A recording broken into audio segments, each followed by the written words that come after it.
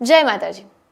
આજે એવા દૈવ્ય સંયોગની વાત કરવી છે અને એવી ઘડી છે જ્યાં બ્રહ્માંડની બે મહાન શક્તિઓનો મેળાપ થાય છે.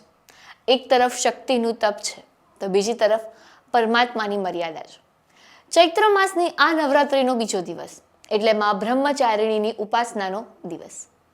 બ્રહ્મચારિણી એટલે એવી દેવી જેમણે મહાદેવને પામવા હજારો વર્ષ સુધી માત્ર ફળ, ફૂલ અને પાંદડા ખાઈને ઘોર તપસ્યા કરી. તેમની આ કઠિન સાધનાથી જ તેઓ અપર્ણા અને ઉષ્મા કહેવાયા. તેમનું સ્વરૂપ આપણને એ શીખવે છે કે જીવનમાં ગમે તેવી મુસીબત કે સંઘર્ષ આવે, આપણું મન ક્યારેય કર્તવ્યના પદ પરથી વિચલિત ન થવું જોઈએ. માની કૃપાથી સાધકનું મન સ્વાધિષ્ઠાન ચક્રમાં સ્થિત થાય છે અને અંતે વિજયની પ્રાપ્તિ થાય છે. તો આવો આ પવિત્ર અવસરે માં બ્રહ્મચારિણી પાસેથી તપ અને સંયમના પાઠ શીખીએ.